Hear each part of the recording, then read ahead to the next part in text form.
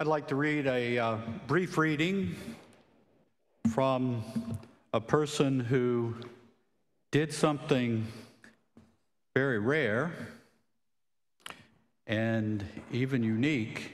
Certainly the way she did it was unique, which is that she attempted to put the teachings of Jesus into actual practice. And this is so rare that it offended many people, and she found herself repeatedly being arrested, but throughout her life built a solid reputation as someone who was trying earnestly to live her faith in a simple and straightforward way, and her name is Dorothy Day, and this is something she wrote. People say, "What is the sense of our small effort?" They cannot see that we must lay one brick at a time, take one step at a time. A pebble cast into a pond causes ripples that spread in all directions. Each one of our thoughts, words, and deeds are like that. No one has a right to sit down and feel hopeless. There's too much work to be done. A lot of things happened last year to prepare the way for a new settled minister. A lot has yet to be done. The search for a new settled minister and all that is done to support and prepare for that will consume our energies in the year ahead. But there is another issue that will absorb our attention and interest for at least the next 4 months, and that is this year's general election and the condition and status of our republic. What I talk about today might be seen by some as a political sermon. It is not. It is rather a reflection on our affirmation, our individual and collective affirmation as a religious community of the importance we place on democracy, individual rights, diversity, and similar values, and how those mindsets and ways of thinking play out in the framework of our current social conditions. I am merely expressing my opinion today. I do not represent the board or a committee or any individual or member or group of the congregation. I offer my opinion not to tell you what to think and believe or do, but to explain to you what I believe and why. I believe that we have a general election coming up, which is possibly the most consequential election in the history of this country. This year's election, I believe, is not a case of one political party against another, but of a political philosophy which values individual rights, diversity, and democracy against a party that has been transformed through an unanticipated series of events and circumstances to one that tends to shed democratic norms and standards to achieve a certain set of political and social goals. I believe these goals involve a willingness to embrace authoritarian norms and standards over democratic norms. I believe that underlying this willingness is a profound fear of a genuinely pluralistic and diverse society with power shared fairly.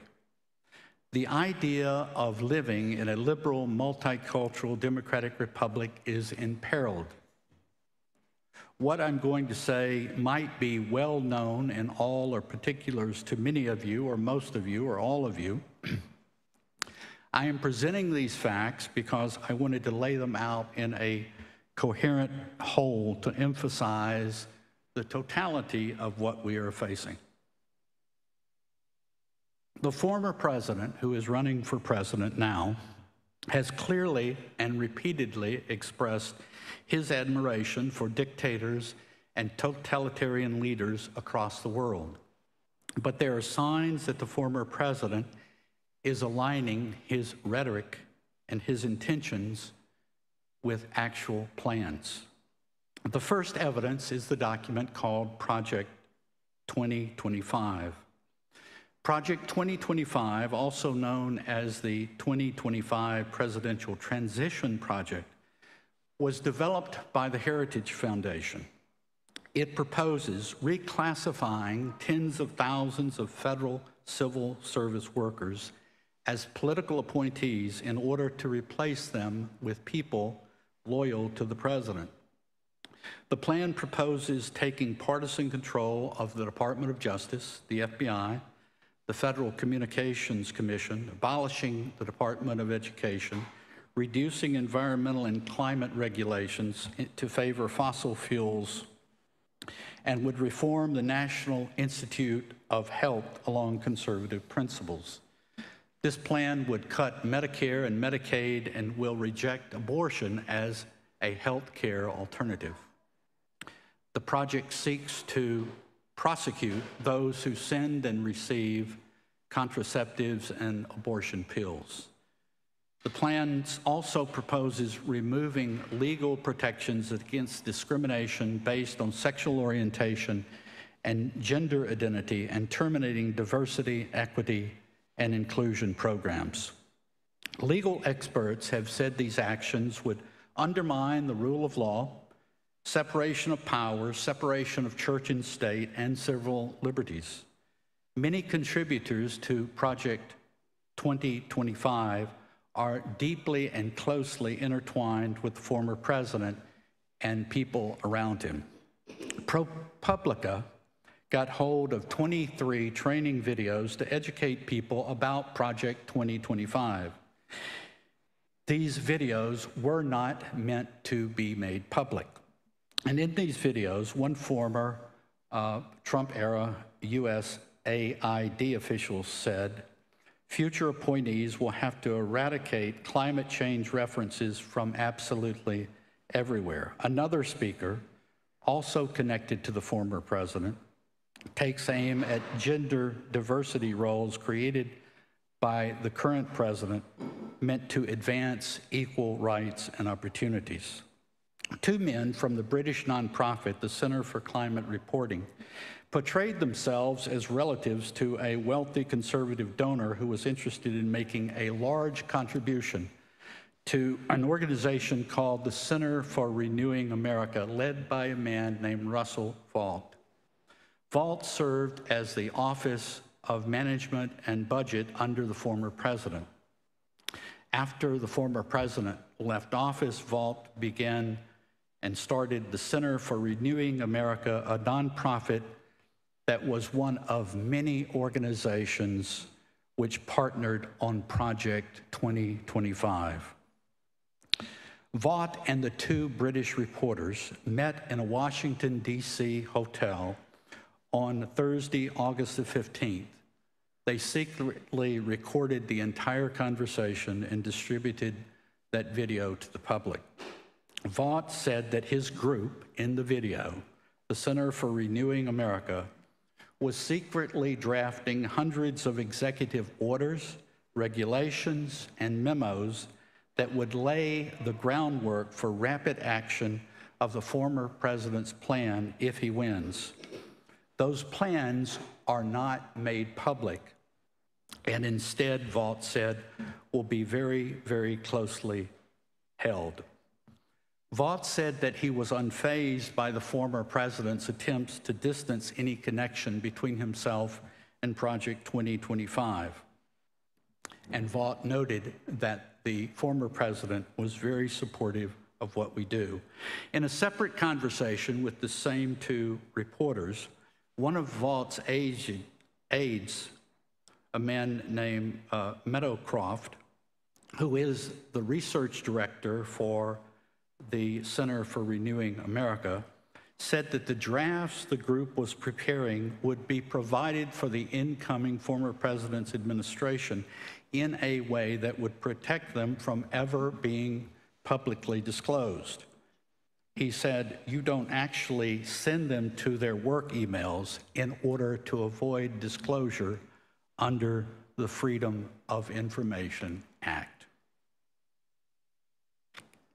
The point is there is a well-organized group, very well-funded, with a very well-defined plan, with great details, with deep ties to the former president and the people around him, who are ready to immediately execute a plan when he takes office.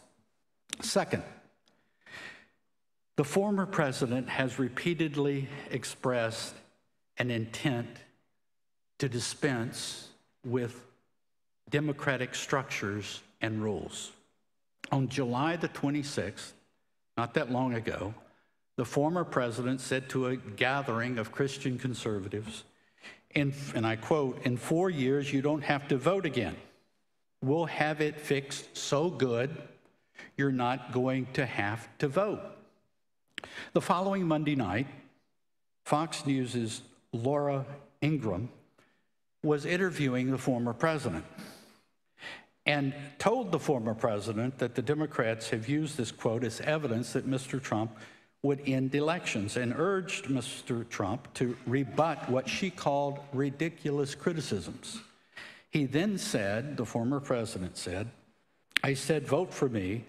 You're not going to have to do it ever again. It's true," he said, "because we have to get the vote out. Christians are not known as a big voting group. This time, vote. I'll straighten out the country. You won't have to vote anymore. I won't need your vote." "You mean," she said, "you don't have to vote, you don't have to vote for you because you'll have 4 more years in office." The former president then began to talk about gun owners not voting, but Mrs. Ingraham interrupted him by saying, "It's being interpreted, as you are not surprised to hear, by the left as well. They're never going to have another election. So can you even just respond?" The former president then cut her off, digressed into other subjects, and then reaffirmed the statement he had made the preceding Sunday, almost word for word. Third, the former president and those around him are setting up now the conditions to undermine election results in the event the vote goes against him. A process for undermining elections was pioneered in Michigan in 2020, in which party officials were pressured not to sign the certification of the 2020 presidential election. This is now a specific strategy being considered for employment in a wide range of situations. Mark Elias of Democracy Docket, a voting rights advocacy group, states that the former president's team has developed a plan to block the certification of the general election results where possible, pushing through new rules that would make it easier for county-level officials to refuse to certify election results.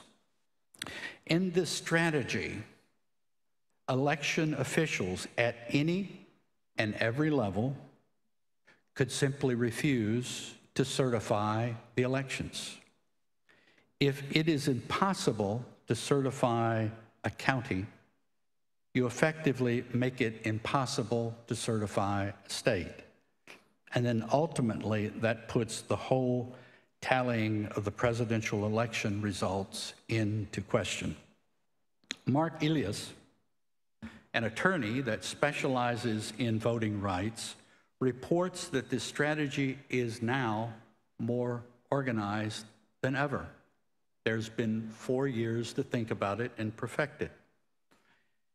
He said, they might have tried to subvert the results in a handful of places in 2020 and 2022, but this year they will try to subvert them all, setting the stage for what is now coming in November. The groundwork for this strategy is already occurring. On August the 6th, The GOP majority of the Georgia State Election Board voted itself the right to reject the vote of any county if, in their view, a county board of elections did not conduct a, quote, reasonable inquiry into the country's or the county's voting process. For example, the board can refuse to certify Fulton County's vote, where Atlanta is. If so, Fulton County's ballots won't count. In other words, they are already preparing to nullify the African American vote in Georgia. In Atlanta on August the 10th, the former president publicly at a rally praised and honored 3 Georgia Election Board members who are behind and at the center of this scheme. If you look at the totality of these facts, actions, and statements, it reveals a clear intent to value autocratic norms over democratic norms. The motivation for all of this is clear. The former president understands that if he does not win, he will likely face imprisonment or be caught up in endless litigation for the rest of his life and suffer, to some degree, diminished economic and financial conditions for he and his family. The former president is already signaling that he will accept the election results only if the elections have been fair. The former president has also articulated repeatedly that he is ready to use and federalize troops of the National Guard and so forth to go after people who are protesting should, in the future, the population protest against what he is trying to do. What can anyone do? Fortunately, at this church, we have a group of people prepared to help literally everyone here and anybody that you invite into your company to be engaged in this most important election. The church's Social Justice and Outreach Council is here to help you. I will not try to enumerate all the things that they are offering that will be available to you, should you be interested, at a table outside this worship service after this service, and there will be people there to talk to you about it. But to give you an example, I think it's in a blue form that's circulated perhaps to everyone, that you can be aware of it. But one of the organizations that they are supporting or helping is Vote Forward, and it involves sending personal handwritten letters to potential voters in key states as an effective way to help voter turnout. There are other ways. One is an organization to mobilize young women voters, infrequent and non-voting women ages 18 to 35, because they know how important this election will be. There's a lot of great ideas. I invite you to inquire of those after the service. Recall and be aware, as you think about being engaged, that this state just happens to be one of the most important states in the union, for real, in this election. So there's a lot going on in this state. There's a lot at stake in this state. As we enter this season of uncertainty, I think it is important for members of the congregation to focus on what they can do, not to worry about the challenges facing us, which are real, but to use our fear as fuel to propel us to act and to do and to be, and to focus on our connections with others, the people around you. Prepare mentally for what might be a season of social disruption after the election, and to make sure that we do everything in our power to make sure democracy prevails. The coming months could be frightening at times, disturbing, enraging perhaps. It is important to be grounded and firm in our social and cultural and political beliefs. May we keep focused. May we reach out to family members, members of the congregation, and others willing to help and support us. And please go to the social justice table that has been set up. And I invite you to be engaged.